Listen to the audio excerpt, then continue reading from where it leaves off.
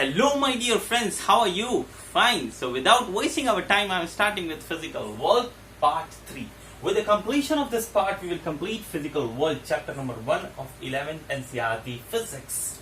So, scope of physics.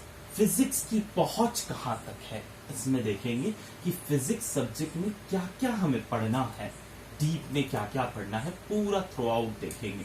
पहले तो physics का मतलब समझ ले। फिजिक्स का मतलब नेचुरल फेनोमेना को पढ़ना। कहां पर हो रहे, जो नेचर में हो रहे नेचुरल फेनोमेना उसको पढ़ना। मतलब नेचर को दो पार्ट में डिवाइड कर दिया गया, माइक्रोस्कोपिक और मैक्रोस्कोपिक। देखिए, माइक्रोस्कोपिक पार्ट वो पार्ट है नेचर का जो हमारे नजरों से, हमारे नजर से, हमारे नेकेड आई से नहीं दिखते हैं।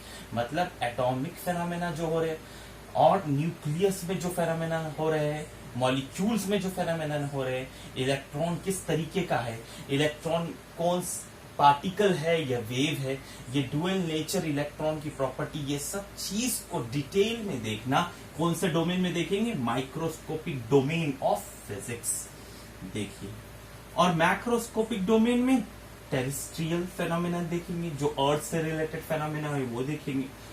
एस्ट्रोनॉमिकल लेवल में जो फेनोमेना हो रहे हैं उसको देखेंगे, और लेबोरेटरी में जो भी फेनोमेना होंगे इसमें देखेंगे। तो ये बड़ा हो गया डोमेन, जो हमारी नेकेड आई से दिखता है वो फिजिक्स का डोमेन को कहेंगे हम मैक्रोस्कोपिक डोमेन। और जो हमारी नजरों आंख से नहीं दिखता है, नेकेड आई से डायरेक्टली नहीं दिखता है, उसे माइक्रोस्कोपिक डोमेन को कहेंगे। इसे और कहेंगे मॉडर्न फिजिक्स। मॉडर्न फिजिक्स, और इसे कहेंगे क्वांटम फिजिक्स। क्वांटम फिजिक्स देखिए, माइक्रोस्कोपिक मीन्स एटॉमिक, सब एटॉमिक लेवल पे। ये एटॉम है, ये न्यूक्लियस है।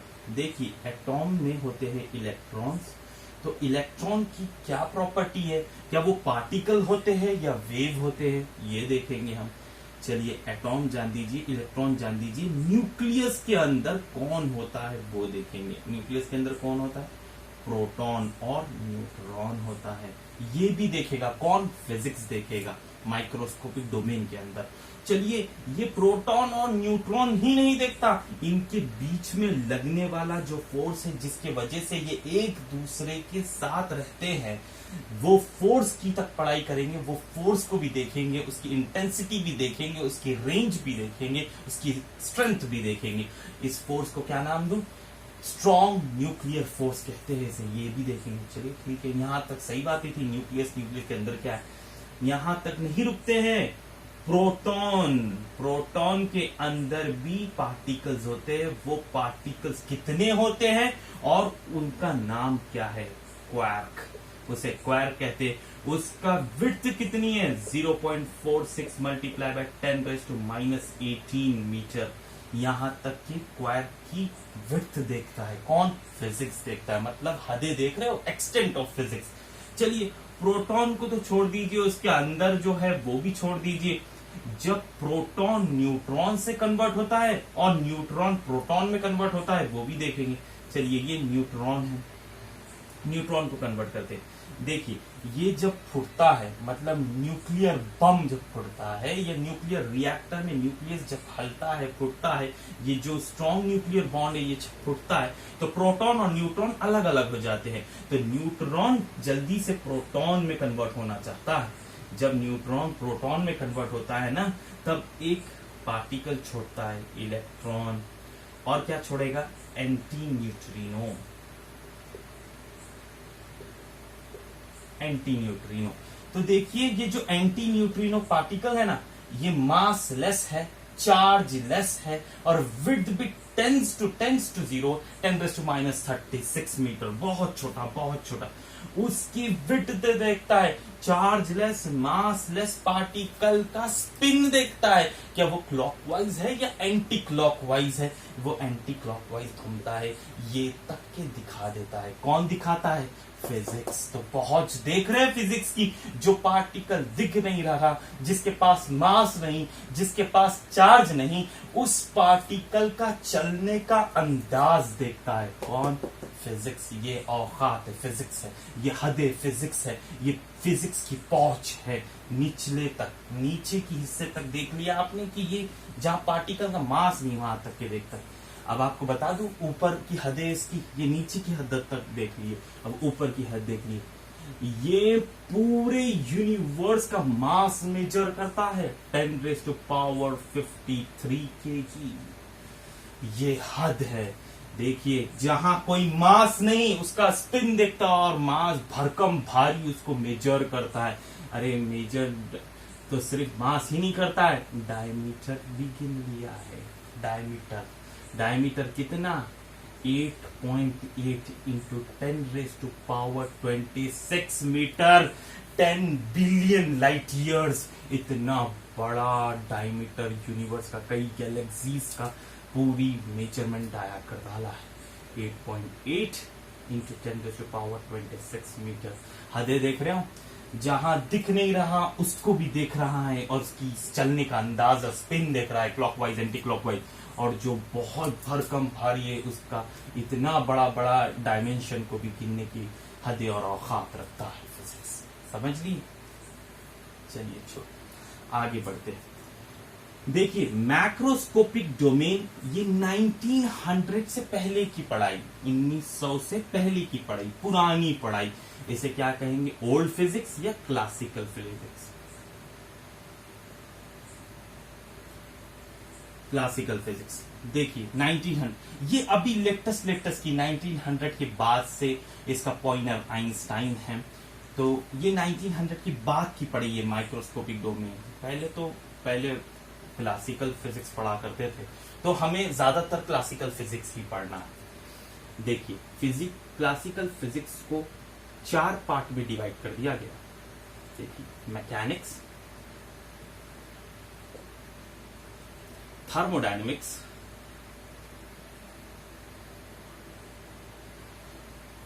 Optics, electromagnetism. देखिए मैकेनिक्स बोले तो कॉज ऑफ मोशन, वो स्टडी जो कॉज ऑफ मोशन को पढ़ती है और मोशन को पढ़ती है। मतलब कि कॉज ऑफ मोशन क्या होता है? फोर्स। ये मैकेनिक्स मैक्रोस्कोपिक डोमेन, फिजिक्स का जो मैक्रोस्कोपिक डोमेन है उसका एक पार्ट है, उसका एक सब्जेक्ट है। वो सिर्फ और सिर्फ क्या पढ़ेगा? कॉज ऑफ मोशन पढ़ेगा और मोशन को पढ़ेगा। मतलब कॉज ऑफ मोशन क्या होता है? Obviously force. अब फोर्स किस पे डिपेंड करता है? न्यूटन लॉज ऑफ मोशन पे। Newton laws of motion, first law तो पता है, क्या बताता है? फोर्स का होने का वजूद दिखाता है। मतलब फोर्स, कोई भी चीज रेस्ट पे रहेगी तो जिंदगी भर रेस्ट पे रहेगी जब तक कि कोई इसको अनबैलेंस फोर्स नहीं लगता। कोई चीज यूनिफॉर्म मोशन में चल रही है तो जिंदगी भर यूनिफॉर्म मोशन में चलेगी जब तक कि उसको अनबैलेंस फोर्स नहीं लगता। जैसा कि मिसाल के तौर पे आप बोलेंगे सर फिर एक्सेलरेट करके गाड़ी छोड़ देंगे, जिंदगी भर गाड़ी चलते रहेगी। देखिए उसके बीच में फ्रिक्शन भी है, जो फ्रिक्शन अनबैलेंस फोर्स लगा रहा है उसकी वजह से वो रुक रही है। तो देखिए फोर्स का एहसास कौन दिलाता है? First law of motion, Newton first law बोल दीजिए।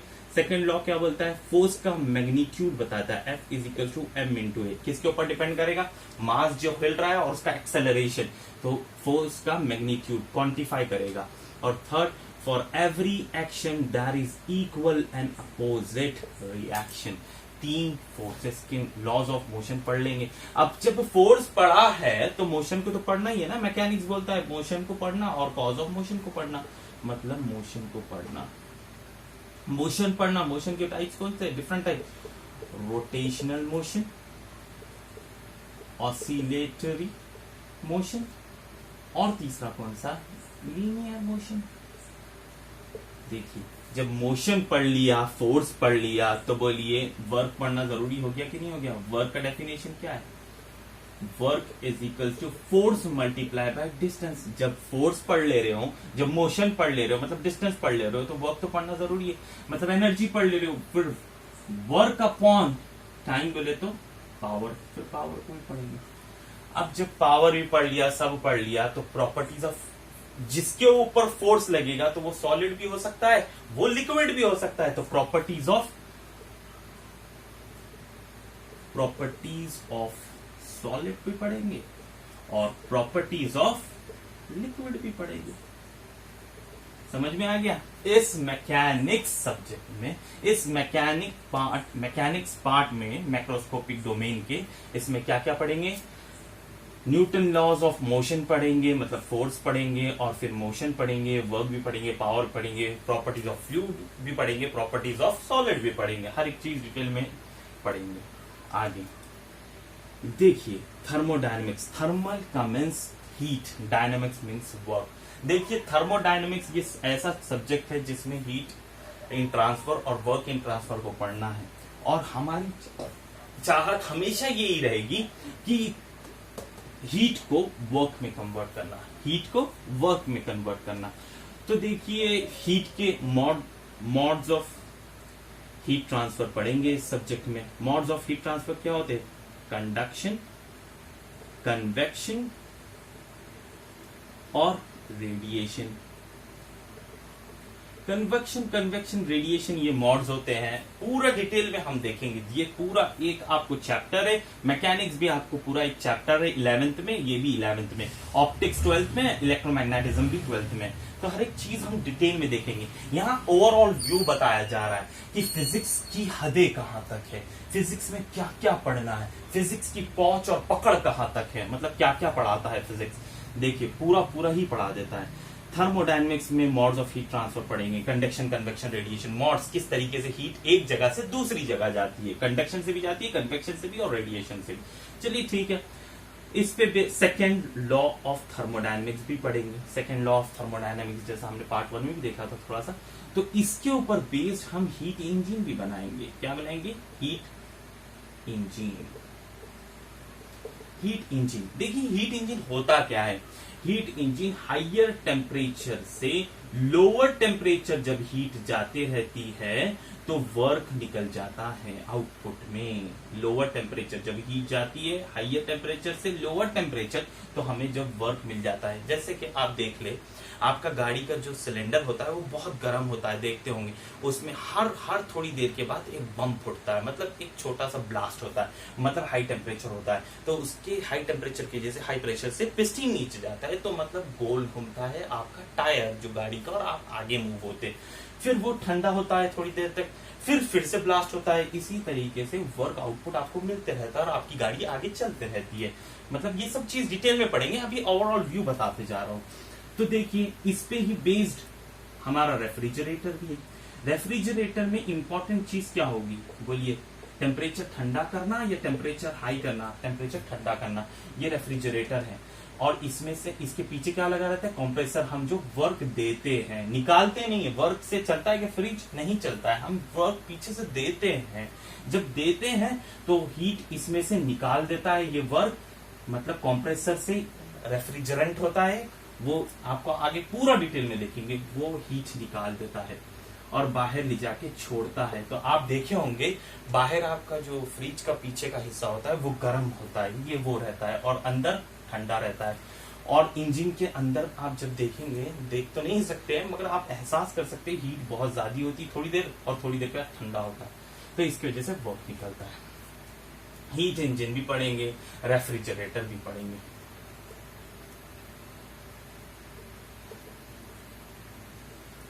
रेफ्रिजरेटर भी पढ़ेंगे। ऑप्टिक्स, देखिए ये है optics. Optics means study of light. तो जब लाइट की स्टडी पढ़ रहे हो तो रिफ्लेक्शन, रिफ्रैक्शन, डिस्पर्शन, ये तो फेनोमेना उससे जुड़ा है। तो रिफ्लेक्शन सब reflection, refraction, dispersion. Concave lens, convex lens, concave lens और convex lens, concave mirror, convex mirror, prism, हर एक चीज इसमें हम पढ़ेंगे। इस पे बेस्ड कॉनकेव लेंस, इसके ऊपर बेस्ड हम डिवाइसेस भी बनाएंगे और डिवाइसेस भी पढ़ेंगे। क्या पढ़ेंगे? माइक्रोस्कोप, माइक्रोस्कोप, और क्या पढ़ेंगे? टेलीस्कोप। अगर माइक्रोस्कोप न बनाता, मतलब ऑप्टिक्स, मतलब मैक्रोस्कोपिक डोमेन, मतलब फिजिक्स, अगर कभी ये माइक्रोस्कोप नहीं बनाता तो बोलिए बायोलॉजी आगे बढ़ सकती थी क्या? मतलब कि एक पूरी ब्रांच एक फिजिक्स के ऊपर डिपेंड कर रही है। समझ रहे हो? फिजिक्स की पहुंच और फिजिक्स का एक्सटेंट सिर्फ आपको एक एहसास दिलाने के लिए। सही, चलिए इस पे बेस, ये reflection, concave lens, convex lens सब पढ़ेंगे। इलेक्ट्रोमैग्नेटिज्म, देखिए इसमें हम पढ़ेंगे चार्ज क्या होता है। चार्ज पार्टिकल कौन सा होता है? इलेक्ट्रॉन। तो इलेक्ट्रॉन ना हो तो करंट फ्लो हो सकता है क्या? नहीं। इलेक्ट्रॉन के फ्लो के वजह से करंट का फ्लो होता है। चलिए, ये करंट का फ्लो हुआ है, जैसा करंट फ्लो होता है तो बाजू क्या बनाता है? Magnetic field. अब मैग्नेटिक फील्ड बनाता है, ये है मैग्नेटिक फील्ड। चलिए, करंट के फ्लो से मैग्नेटिक फील्ड बन रही है और मैग्नेट के हिलने से, मतलब मूवमेंट से क्या बन रहा है? करंट बन रहा है, ईएमएफ निकल रहा है, ईएमएफ निकल रहा है।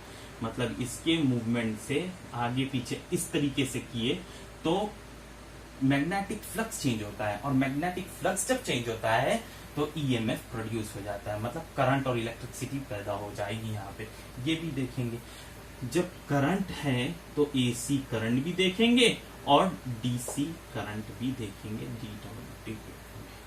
और इलेक्ट्रोमैग्नेटिक वेव भी पढ़ेंगे। इसमें समझ में आता है? हर एक चीज हम डिटेल में पढ़ेंगे। तो आपको अब समझ में आ रहा है फिजिक्स औकात है, फिजिक्स की क्या औकात है, कितना सारा सब कुछ पढ़ लेंगे आप फिजिक्स में। जिस पार्टिकल का मास नहीं, जिस पार्टिकल का चार्ज नहीं, उसका स्पिन देखता है कि यह एंटी क्लॉकवाइज चलता है, इसका मोमेंटम देखता है, और जिसका बहुत भरकम मास है उसके मास को गिनता है, मेजर करता है, उसके डाया को मेजर करता है। फिर मैकेनिक्स भी पढ़ता है, थर्मोडायनेमिक्स भी पढ़ता है, ऑप्टिक्स भी, इलेक्ट्रोमैग्नेटिज्म, हर एक सेक्शन में घुस चुका है। फिजिक्स बहुत बहुत बहुत ब्रॉड है। समझ में आया? चलिए अब इसके बाद हम देखते हैं। देखिए, स्कोप ऑफ फिजिक्स देख लिए, अब एक्साइटमेंट ऑफ फिजिक्स देख लीजिए। एक्साइटमेंट ऑफ फिजिक्स, फिजिक्स पढ़ने की इतनी चाहत क्यों रहती है, वो पढ़ लीजिए, देख लीजिए। It unravels, revealing the secrets of nature के राज खोल के रख देता है। कौन? फिजिक्स। इसलिए बहुत एक्साइटमेंट होती है पढ़ने की। अब जब राज ही खोल दिया तो मतलब हम वो फेनोमेनन को, जो कोई भी हो रहा है, साइक्लोन का आना जो भी है, तो उसके हम आराम से मॉडिफाई कर सकते हैं, प्रेडिक्ट कर सकते हैं। साइक्लोन का आने से पहले ही प्रेडिक्ट और वार्निंग इशू कर देते हैं IMD, और कंट्रोल कर सकते हैं किसी हद तक। अभी साइंस इतनी बड़ी नहीं, और आगे बढ़ेगी तो पूरा कंट्रोल कर लेंगे।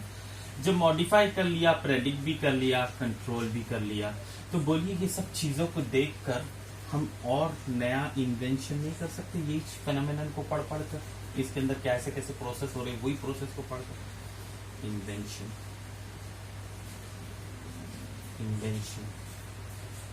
भी कर सकते हैं।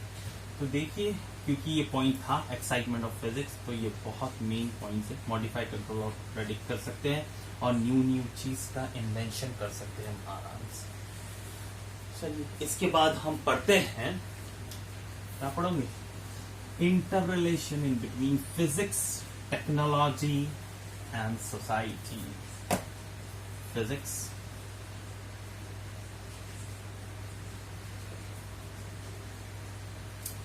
चलिए टेक्नोलॉजी।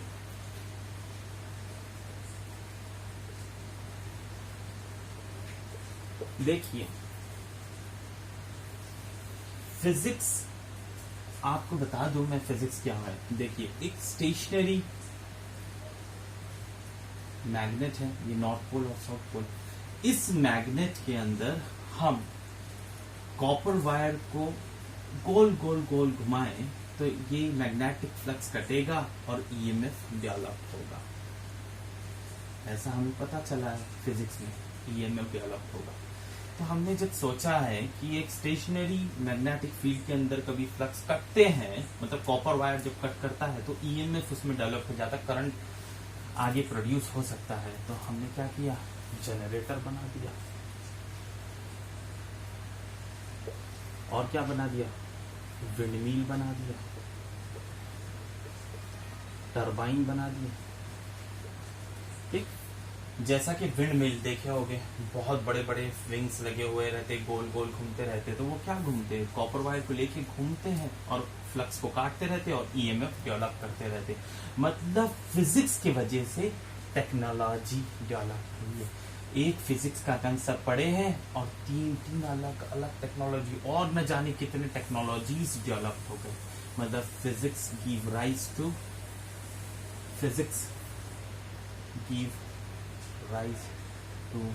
New technology. ये तो हो गया फिजिक्स ने टेक्नोलॉजी को राइज दिया। अब ऐसा भी था, स्टीम इंजन की बहुत बहुत बुरी इफिशियंसी है, आपको पता ही होगा। स्टीम इंजन ऐसा पिस्टन सिलेंडर अरेंजमेंट समझ लीजिए, ये घूम रहा है, ये पिस्टन सिलेंडर अरेंजमेंट है और हीट नीचे से एक्सटर्नली सप्लाई करते हैं। तो बाकी का पूरा स्टीम इंजन की वजह से पूरी जो बाहर से जो स्टीम थी वो खराब हो जाती है, तो वो बहुत लॉसेस हो रहे थे। तो इस लॉसेस को एलिमिनेट करने के लिए क्या बना गया, एक नया साइंस की इन्वेंशन हो गई, थर्मोडायनेमिक्स। देखिए थर्मोडायनेमिक्स ने न जाने कितने इन्वेंशन दे दिए, कितने इन्वेंशन दे दिए। हीट इंजन बना दिया इसमें सेकंड लॉ ऑफ थर्मोडायनेमिक्स पढ़ेंगे, उस पे ही बेस्ड हीट इंजन भी दिया है, रेफ्रिजरेटर भी दिया है, और क्या डीजल इंजन भी दिया है। बहुत इन्वेंशन दिए, पेट्रोल इंजन भी, डुअल इंजन भी, बहुत सारे दिए हैं।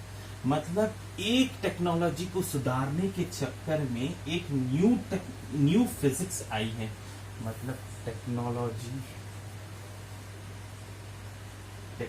ने क्या किया, give rise to new physics. Physics ने गिव राइज की इसको किया, टेक्नोलॉजी को, इसके चक्कर में। और इसमें एक नई सी टेक्नोलॉजी के सुधारने के चक्कर में फिजिक्स का राइज हो गया है। समझ में आता है। और इसके बाद हम पढ़ेंगे, क्या पढ़ेंगे, देखिए बर्नौलीज इक्वेशन। बर्नौलीज कहते हैं, ये यहां पर कोई मॉलिक्यूल है, ये स्ट्रीम जा रही है और ये भी एक स्ट्रीम जा रही है, तो ये मॉलिक्यूल दोनों एक ही टाइम पे पहुंचना चाहते हैं एग्जिट पे। ये चीज, ये प्रोफाइल है, एक प्रोफाइल समझ लीजिए। इस मॉलिक्यूल के पास से कौन सी एनर्जी होगी, pressure energy plus kinetic energy होगी, और इसके पास क्या होगी, pressure energy plus kinetic energy. ये समझ लीजिए 10 जूल है और ये समझ लीजिए 10 जूल है। तो यहाँ पर भी कितनी होगी, उन्होंने बोलते हैं 10 जूल। कांस्टेंट रहेगी एनर्जी, कभी खत्म नहीं होती है, जैसी रहती है बस चेंज होगी थोड़ी, इधर से उधर से। तो देखिए ये वाला मॉलिक्यूल यहाँ पहुंचेगा और ये वाला मॉलिक्यूल यहाँ पहुंचेगा सेम टाइम में, दोनों एक ही टाइम में पहुंचना है। तो बोलिए इसका रास्ता बहुत बड़ा है ये मॉलिक्यूल का, तो इसको ज्यादा वक्त लगेगा, तो ये अपनी काइनेटिक एनर्जी बढ़ा देगा, मतलब वेलोसिटी बढ़ा देगा। वेलोसिटी पे डिपेंड करती है काइनेटिक एनर्जी। तो जब एक चीज बढ़ रही है तो इसको कांस्टेंट रखने के लिए इसको घटना पड़ेगा। तो जब घटा और बढ़ा तो ये यहाँ पर क्या हो जाएगा, काइनेटिक एनर्जी बढ़ जाएगी, मतलब वेलोसिटी बढ़ जाएगी। जब वेलोसिटी बढ़ेगी तो प्रेशर एनर्जी डिक्रीज हो जाएगी, प्रेशर एनर्जी डिक्रीज हो। मगर यहाँ पर क्या होगा, यहाँ पर इसका रास्ता छोटा है तो ये अपनी काइनेटिक एनर्जी कम कर देगा और प्रेशर एनर्जी बढ़ा देगा, प्रेशर एनर्जी बढ़ा देगा और वेलोसिटी कम कर देगा। तो इसकी वजह से ये ऊपर उठने लगेगा, लिफ्ट लेने पड़ेगा। तो विंग का जो पैरोप्लेन का ये जो विंग है, ये मतलब फेसिंग है एरोप्लेन की, तो ये जो विंग है इसकी प्रोफाइल इसलिए ऐसी बनाई जाती है कि प्रेशर नीचे से मतलब फोर्स मिल जाए और वो एरोप्लेन लिफ्ट हो जाए। तो इसलिए इसकी वजह से क्या क्या किसका इन्वेंशन हो गया, एरोप्लेन का।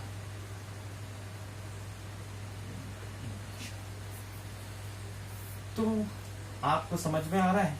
अब एक और एक समझ लीजिए, पॉपुलेशन इन्वर्जन। देखिए ये एटॉम अपनी ग्राउंड स्टेट में, हर एक चीज फंडामेंटल रूल है, हर एक चीज अपनी ग्राउंड स्टेट में मिनिमम एनर्जी स्टेट में रहना चाहती है, और एनर्जी सप्लाई करके हम उसको मेटास्टेबल स्टेट में लेके चले जाएंगे, और मेटास्टेबल स्टेट से फिर वो अपने आप ग्राउंड स्टेट में आएगी। जब वो ग्राउंड स्टेट में आएंगे तो एक बीम निकलेगी लाइट की, that is nothing but laser beam. Laser beam ये क्या है, साइंस। साइंस से अब क्या मिला, ये लेजर बीम हमें इस्तेमाल हम यूज करेंगे कम्युनिकेशन के लिए। देखिए कम्युनिकेशन के लिए ये लेजर बीम से कम्युनिकेशन बहुत फास्ट हो चुका है, ऑप्टिक से भी फास्ट हो चुका है। तो देखिए ये पॉपुलेशन इन्वर्जन, ये पॉपुलेशन इन्वर्जन कहते हैं इसे, इन्वर्जन। पॉपुलेशन इन्वर्जन ये फिजिक्स का फेनोमेना, और फिजिक्स का कंसेप्ट के थ्रू हमने क्या कर दी, कम्युनिकेशन टेक्नोलॉजी बना दी। तो ऐसे कहीं है, तो आपको आराम से समझ में आ जा रहा है, फिजिक्स से टेक्नोलॉजी बनती है और टेक्नोलॉजी से फिजिक्स बनता है। चलिए देखिए एक्साइटमेंट ऑफ फिजिक्स देख लिए, अब फंडामेंटल फोर्सेस देखिए।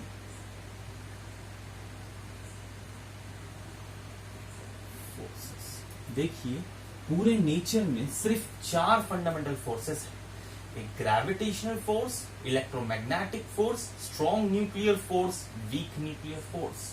इसके ऊपर ही सारे फोर्सेस डिपेंड करते हैं। जितने भी आप फोर्सेस पढ़ोगे आगे 100-150 जो भी फोर्स पढ़ोगे वो सारे इससे ही डिराइव्ड होते हैं। देखिए पहला gravitational force,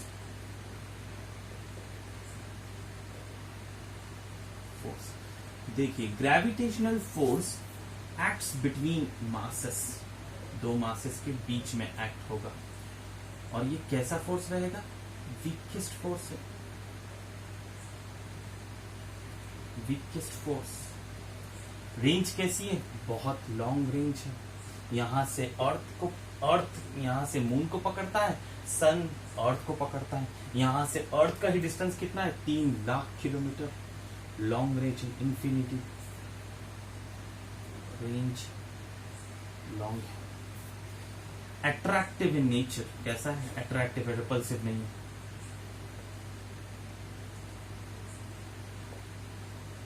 attractive in nature, खींचता है, सेब जमीन पे खींचता है, अर्थ मून को खींच रहा है, attractive in nature.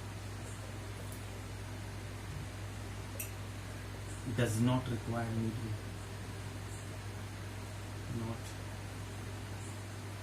Require medium, medium की जरूरत नहीं लगती है इस फोर्स को, कोई मीडियम रहो या ना रहो ये अट्रैक्ट करेगा एक दूसरे को। चलिए अब इसी तरीके से इलेक्ट्रोमैग्नेटिक फोर्स,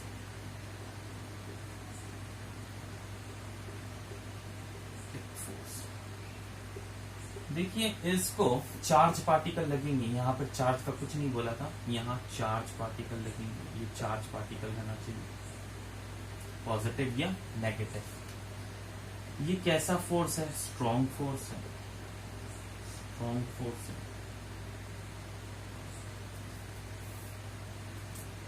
स्ट्रॉन्ग फोर्स है। रेंज कैसी है, रेंज इसकी भी लॉन्ग है, इंफिनिटी। सैटेलाइट से जो सिग्नल्स आते हैं तो हमारे अर्थ पे तो रिसीव होते हैं ना, तो बहुत लॉन्ग रेंज है। चलिए ठीक है। अट्रैक्टिव भी है और रिपल्सिव भी है, अट्रैक्टिव एंड रिपल्सिव। जब लाइक चार्जेस आ जाएंगे पॉजिटिव पॉजिटिव तो रिपल करेंगे, नेगेटिव नेगेटिव आए तो ये रिपल करेंगे। डज नॉट रिक्वायर मीडियम, इससे भी मीडियम नहीं लगता है।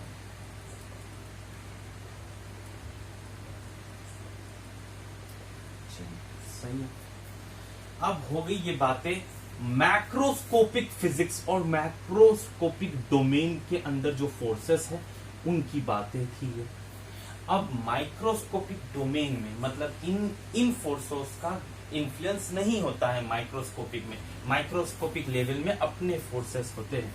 तो माइक्रोस्कोपिक डोमेन में जो फोर्स होते हैं वो होता है स्ट्रॉन्ग न्यूक्लियर फोर्स।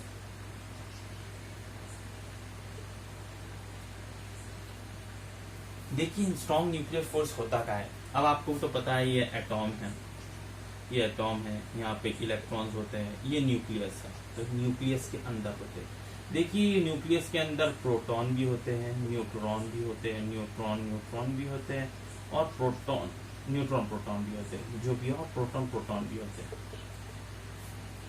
ये दोनों को पकड़ के रखना दैट इज नथिंग बट कौन करता है? Strong nuclear force. देखिए ये पॉजिटिव है, तो ये कभी एक दूसरे के सामने आएंगे तो टूट के रख जाएंगे। किसकी वजह से? इलेक्ट्रोमैग्नेटिक फोर्स की वजह से। मगर स्ट्रॉन्ग न्यूक्लियर फोर्स है जो उसे पकड़ा रखा है।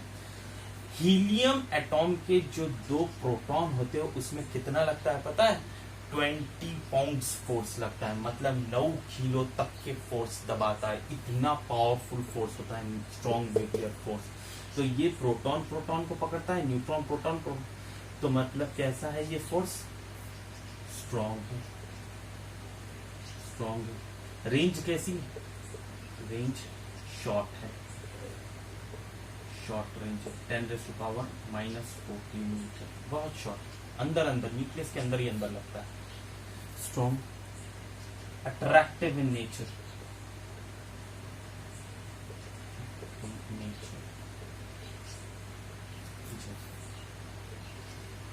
शॉर्ट रेंज है, अट्रैक्टिव इन नेचर है, और independent of charge.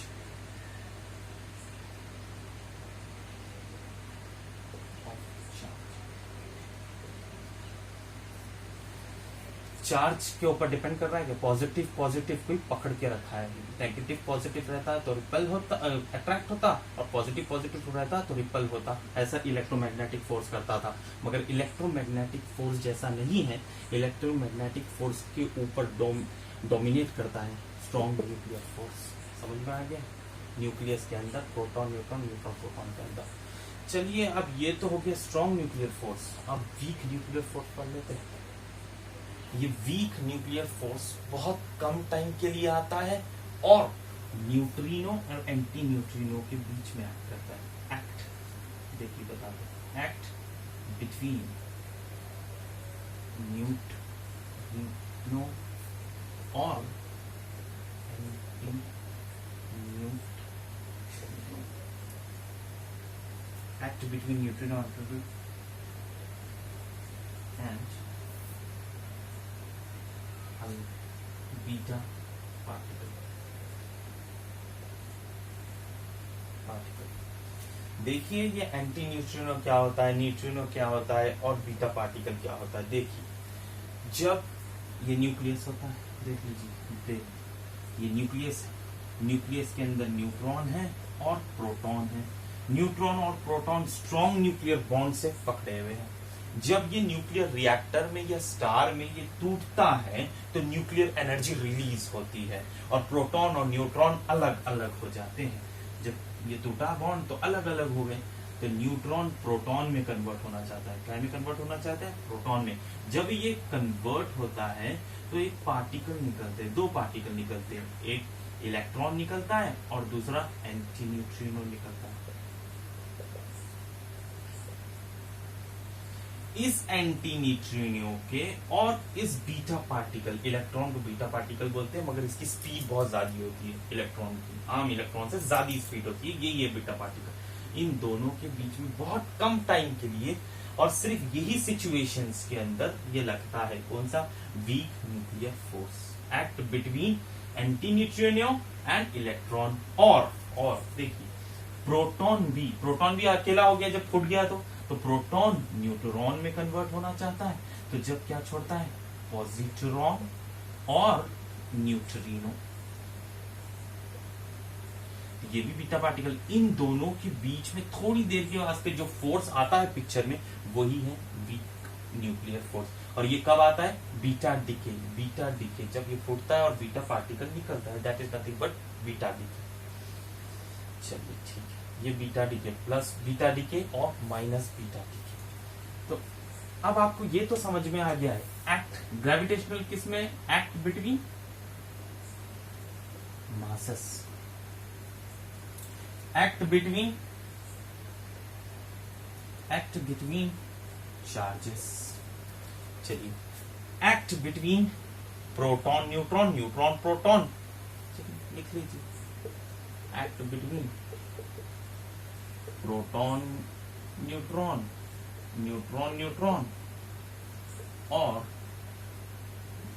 Neutron neutron, neutron neutron और प्रोटॉन प्रोटॉन। और ये वाला एक्ट बिटवीन न्यूट्रिनो और पॉजिट्रॉन, एंटी न्यूट्रिनो और electron. Electron is nothing but the beta particle. तो आपको पूरा क्लियर कट समझ में आ गया है कि ये चार फोर्सेस ही है दुनिया में। ये माइक्रोस्कोपिक लेवल पे काम करते हैं और ये मैक्रोस्कोपिक लेवल पे काम करते हैं। ये वाले फोर्सेस का यहाँ पर कोई चलन नहीं है। चलिए ठीक है, ये काम नहीं कर पाते हैं वहां पर। अब आपको मैं स्ट्रेंथ भी दिखा दूं, कौन सबसे ज्यादा पावरफुल है। देख, स्ट्रॉन्ग न्यूक्लियर फोर्स सबसे पावरफुल। फिर उसके बाद इलेक्ट्रोमैग्नेटिक फोर्स। फिर उसके बाद कौन सा किसका नंबर आता है? Weak nuclear force. फिर उसके बाद आता है ग्रेविटेशनल।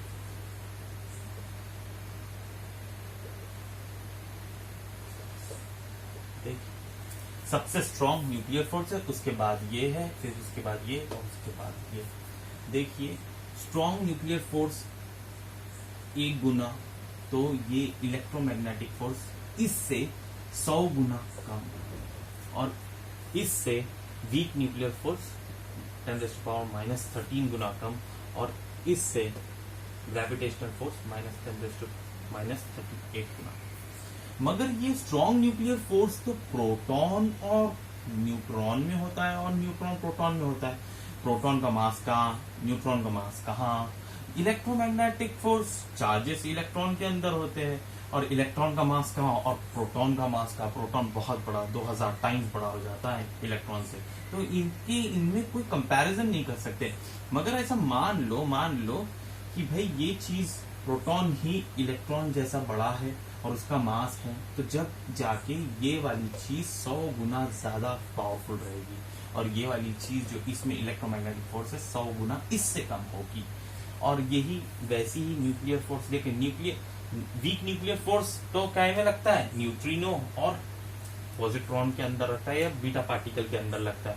तो यहाँ कहाँ, जिसके पास कुछ मास नहीं और फिर उसके साथ इलेक्ट्रॉन जिसमें बहुत छोटा मास है, वो दोनों का कंपैरिजन से कहाँ होता है। पर रफली एक समझ ले कि ये बहुत पावरफुल है, ये उससे कम है, ये उससे बहुत कम है, ये तो बहुत बेइंतहा कम है। देखिए, ये तो फंडामेंटल फोर्सेस थे। अब फंडामेंटल फोर्सेस जैसा कि मैंने बोला हूं, ये चार फोर्स ही दुनिया में है। बाकी जो भी फोर्स आएंगे इनके ऊपर इंटरडिपेंडेंट रहेंगे, इनके ऊपर डिपेंडेंट रहेंगे। मतलब ये फंडामेंटल फोर्सेस हो गए और जो आने वाले वो डिराइव्ड फोर्सेस है इनके ऊपर। जैसा कि मिसाल के फॉर एग्जांपल मैं आपको दिखा दूं, फ्रिक्शन फोर्स है वो किस पे डिपेंड करता है? इलेक्ट्रोमैग्नेटिक फोर्स पे। देखिए, दो प्लेट्स हैं, एक दूसरे के ऊपर घिस रहे हैं। जैसा कि मैं अपना मस्कुलर फोर्स लगा रहा हूँ, इसके ऊपर चला रहा हूँ, तो इसके ऊपर इलेक्ट्रॉन्स होंगे, हर एक के पास इलेक्ट्रॉन्स एटॉम्स है, इलेक्ट्रॉन्स होंगे। वो इलेक्ट्रॉन जाके इसको लगेगा तो इससे इलेक्ट्रॉन टूटेगा और यहाँ पर इलेक्ट्रॉन आ जाएगा, और यहाँ से जैसा टूटेगा तो यहाँ पॉजिटिव चार्ज आएगा। पॉजिटिव नेगेटिव के अंदर क्या आ जाएगा? अट्रैक्शन। तो ये प्लेट को हिलने नहीं देगा, किसके थ्रू? Electromagnetic force. मगर हम क्या बोलते हैं? ये फ्रिक्शन फोर्स है। तो देखिए, फ्रिक्शन फोर्स को किससे समझा दिया गया? Electromagnetic force. और फ्रिक्शन फोर्स क्या होता है? F = μ × n। किस पे डिपेंड करता है? सरफेस रफनेस के ऊपर और एन जितना नॉर्मल फोर्स एन लगा हुआ है, जितनी वजन प्लेट है। मगर फ्रिक्शन फोर्स को किससे समझा दिया गया? Electromagnetic force. पॉजिटिव जो इलेक्ट्रॉन था वो टूटा है और इस पे चिटका है, और यहाँ पर पॉजिटिव चार्ज आया, दोनों में फील्ड बनी है और अट्रैक्शन आया है, positive negative attract each other, तो इसलिए इसको हिलने नहीं देंगे। समझ में आ गया? और देख लीजिए, ये एक बीकर है, उसमें ऑयल रखा हुआ है, और ये एक बॉल है, कोई भी मटेरियल पकड़ लीजिए, आयरन बॉल है समझ लीजिए, इसके ऊपर सारे इलेक्ट्रॉन्स जुड़े हुए हैं, ये आपको मालूम है, इलेक्ट्रॉन्स है। जैसा इसमें डिप होगा तो ये इलेक्ट्रॉन टूटेगा, ये वाला फ्लूइड उसको खींचेगा और तोड़ देगा, तो यहाँ पर नेगेटिव चार्ज आ जाएगा और इसके पास क्या आ जाएगा? Positive charge. नेगेटिव पॉजिटिव दोनों को अट्रैक्ट करेगा और नीचे नहीं जाने देगा, मतलब बॉयंट फोर्स ऊपर की तरफ लगेगा। ये बॉयंट फोर्स है जो ऊपर ढकेल रहा है, मगर ये इलेक्ट्रोमैग्नेटिक से समझा दिया नहीं गया कि चार्जेस के तहत समझा दिया गया, तो यूनिफिकेशन हो गया नहीं हो गया? बॉयंट फोर्स पढ़ने की जरूरत नहीं, फ्रिक्शन फोर्स पढ़ने की जरूरत नहीं, इलेक्ट्रोमैग्नेटिक को पढ़ लो, ये दोनों अलग अलग फोर्सों को समझ लो। This is nothing but unification. अलग अलग फेनोमेनन को एक लॉ से या एक कंसेप्ट से समझा दिया जाए, that is nothing but unification.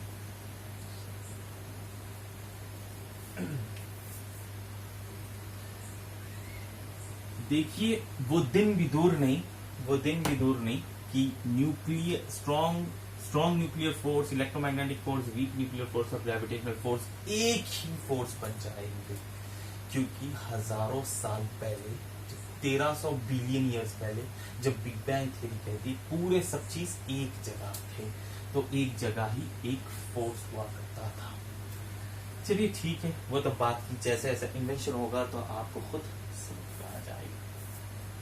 चलिए ठीक, जैसा जैसा टेम्परेचर ठंडा हुआ है, वो टेम्परेचर बहुत ज्यादा था, जैसा जैसा टेम्परेचर ठंडा हुआ है तो सब चीजें कॉम्पैक्ट होते गई है और फोर्सेस अलग होते गए हैं। नहीं तो जब बहुत टेम्परेचर था तो तब चीजें अलग थी। चलिए ठीक, इसी के साथ हम खत्म करते हैं फिजिकल वर्ल्ड, और हम मिलते हैं नेक्स्ट लेक्चर में units and measurement. Thank you.